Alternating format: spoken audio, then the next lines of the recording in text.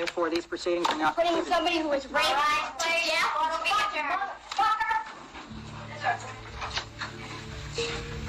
October 9, 2002. Aileen Wuornos, America's most infamous female serial killer, was led from her cell for the final time.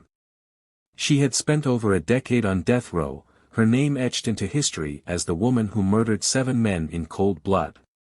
But in her final moments, as she lay strapped to a gurney with lethal drugs flowing into her veins, she left the world with one last message, one that raised more questions than it answered.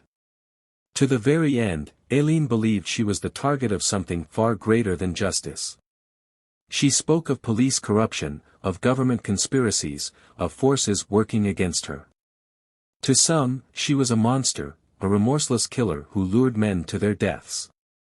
To others, she was a broken woman, shaped by years of violence and abuse, discarded by the very society that created her.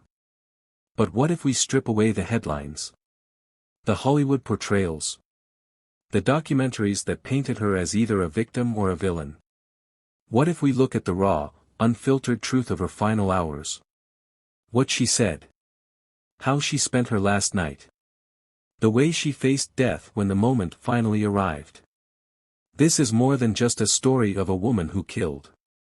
This is the last confession of Aileen Wuornos, the words she chose to leave behind, the questions she forced the world to ask, and the truth she believed no one wanted to hear. This is where her final chapter begins. Aileen Wuornos was given the same choice every death row inmate receives before their execution, the opportunity to order a final meal. Some choose extravagant feasts, indulging in the foods they will never taste again. Others request sentimental meals, dishes that remind them of childhood, of home. But Aileen? She declined everything except a cup of black coffee. This wasn't just a refusal of food. It was a statement. In her mind, she wasn't being executed, she was escaping. To what, exactly? That's where things get complicated. In her final interviews, Aileen insisted she was being murdered, not executed. She spoke of government corruption, of conspiracies, of a system that wanted her silenced. Did she believe she was a martyr? A victim of something greater than herself? Or was this simply another layer of the psychological turmoil that had shaped her entire life? Aileen spent her final night the way she had spent much of her life, alone. There were no letters to family, no calls to friends. She didn't ask for a priest, didn't leave behind a written statement. Instead, she paced her cell. Back and forth. Back and forth. Hours passed, and she never stopped. For someone who claimed to be coming back, she wasn't fighting to stay. She was ready. But what does that mean? Ready to die? Or ready for something else? For years, Aileen Wuornos claimed she was being tormented by unseen forces. She accused prison officials of using sonic pressure, a term with no scientific basis, to drive her insane. She believed they were manipulating her mind, controlling her thoughts, torturing her in ways no one could see. In just 10 hours, Aileen Wuornos would be dead. And yet, she showed no fear. No regret. No final plea for mercy. Instead, she repeated the same words over and over again. 6 hours before her execution, Aileen Wuornos sat for one final interview. This wasn't an apology. This wasn't a plea for mercy. This was a woman who, in her last moments, believed she had uncovered a truth the world refused to acknowledge. She told Broomfield that the police had let her keep killing, allowed her to murder 7 men, just to make money off her story. She said they set her up, manipulated the system, and then discarded her when she had outlived her usefulness. To Aileen, her execution wasn't justice, it was silencing. Was this a delusion, the product of years of paranoia and untreated mental illness? Or did she truly believe the system was using her as a pawn? That she had been sacrificed for something bigger than herself? Throughout her time in prison, Aileen Wuornos was diagnosed with multiple mental illnesses. Her erratic behavior, her outbursts, her belief that the government was using sonic pressure to control her, these were all signs of a woman whose mind had long since fractured. And yet, Florida pressed forward with her execution, despite the question that lingered until the very end: was she mentally competent to die? There would be no last-minute appeals. No desperate attempt to delay her fate. When offered one final opportunity to fight for her life, Aileen Wuornos refused. Her response was simple, almost mechanical. This was no longer about innocence or guilt. Aileen had long accepted her own version of reality. To some, her final words to her attorney sounded like an admission, a cold-blooded confirmation that she was the monster the world believed her to be.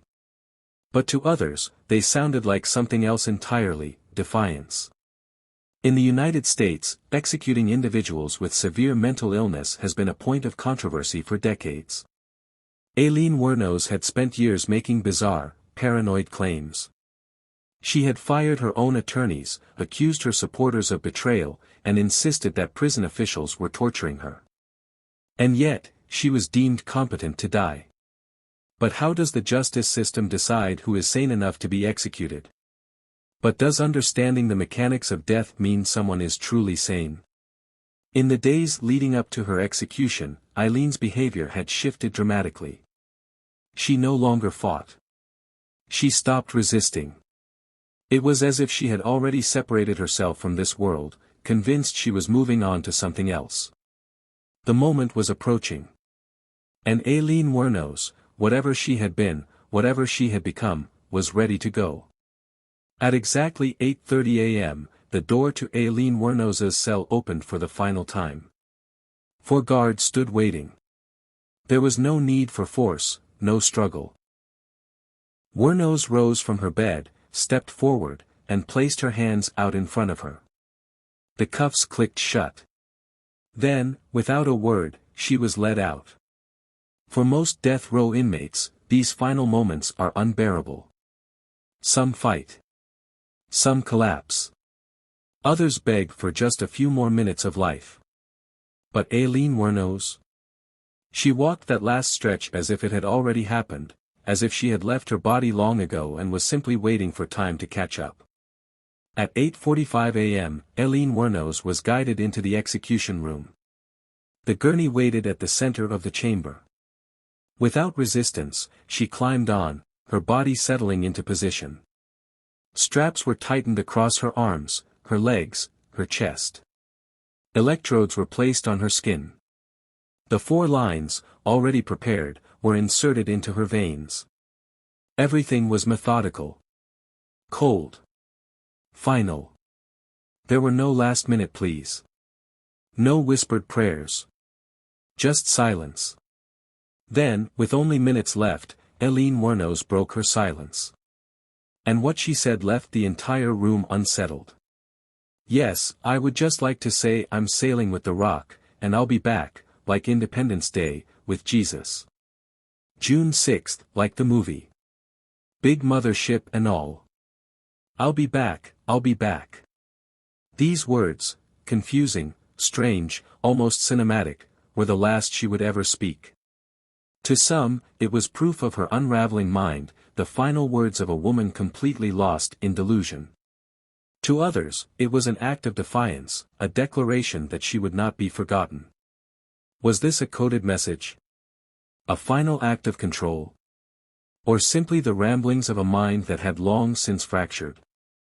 At exactly 9 a.m., the executioner was given the signal. A series of drugs, injected in 3 precise stages, would end Aileen Wuornos's life in just minutes. Sodium pentothal induces unconsciousness. The first injection.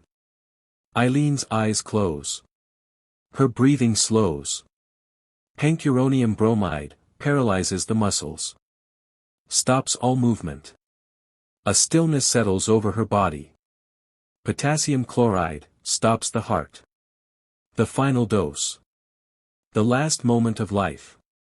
Aileen Wuornos was pronounced dead at 9:06 a.m. She did not struggle. She did not resist. She remained still throughout the entire process. She was gone. But her story, the crimes, the trials, the questions, was far from over. Less than 3 hours after her execution, Aileen Wuornos's body was transported to the state medical examiner's office for a routine autopsy.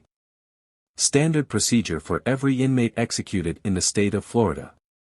The results were predictable. No irregularities. No signs of struggle. Cause of death, lethal injection. The process had been successful. Clinical. Efficient. Final. There were no last-minute medical complications. No unexpected reactions. Just a body, now still, belonging to one of the most infamous female serial killers in American history. Was she mentally unstable? The debate that never died. Paranoid delusions. Wuornos believed she was being tormented with sonic pressure in prison. Schizophrenia. Some psychiatrists diagnosed her with psychotic disorders, claiming she was detached from reality. Trauma-induced rage, years of sexual abuse, homelessness, and exploitation shaped her violent worldview. The question isn't whether Aileen Wuornos was guilty. The question is, was she sane when she committed these crimes? And more importantly, was she sane when she was executed? The Supreme Court ruled that executing mentally ill prisoners was unconstitutional. And yet, Wuornos's execution moved forward without delay. Was this justice? Or an oversight that history will never correct? Outside the Florida State Prison, dozens of protesters gathered in opposition. They called it inhumane, an execution that should never have happened. In death, Aileen Wuornos found something she never had in life: peace. Her ashes were sent to her only friend, Dawn Botkins, who laid her to rest under a tree in Michigan. No headstone. No monument. Just earth, silence, and the wind. Aileen Wuornos was executed as a monster. But was she born one? Or was she made? That's a question only history can answer. Aileen Wuornos was labeled America's first female serial killer. But the debate over her legacy remains unresolved. Was she a cold-blooded murderer? Or the inevitable result of a life filled with violence, neglect, and trauma? 1. Self-defense cases. Marissa Alexander, a Florida woman who fired a warning shot at her abusive husband, convicted despite claiming self-defense. Battered woman syndrome defense cases, women who killed abusive partners after years of domestic violence. 2. Premeditated female killers. Nanny Doss, the giggling granny, who poisoned multiple husbands for insurance money. Judy Benoano, the Black Widow, who murdered her husband, son, and boyfriend for financial gain. Aileen's case was different. She didn't kill partners, family, or friends. She targeted strangers, men who picked her up off the highway. Was it self-defense, as she initially claimed? Or was it a calculated pattern of murder? In life, Aileen was a killer. In death, she became a legend. Hollywood, true crime documentaries, and the media turned her story into something larger than life. But did they get it right? The film Monster humanized Wuornos, depicting her as a tragic figure, an abused woman lashing out at a world that had failed her. Charlize Theron's transformation was so hauntingly accurate that many left the theater questioning whether justice had been served. Broomfield's work raised an unsettling question: did Florida execute a woman who was no longer mentally competent? And if so, what does that say about the justice system? To understand Wuornos, we must look at what drives a serial killer. Experts say most killers share common psychological traits. Aileen Wuornos was no exception. 1. Paranoia: the world was her enemy. Even before her execution, Wuornos displayed extreme paranoia. She believed the government wanted her dead, not for her crimes, but to silence her. Many serial killers exhibit paranoia, but in Wuornos's case, it was extreme. She truly believed she was being hunted, even in prison. Aileen Wuornos left this world with a cryptic message: "I'll be back, like Independence Day, with Jesus. Big mother ship and all." But the real question remains, was she a remorseless killer, or was she a product of a broken system? Was she the monster the world painted her to be? Or was she a woman who fought back the only way she knew how, against a world that had abandoned her from the very beginning? She was executed as a murderer. But in death, she became something more, a symbol, a cautionary tale, a case study in trauma, justice, and the mind of a serial killer. But does her story truly end here?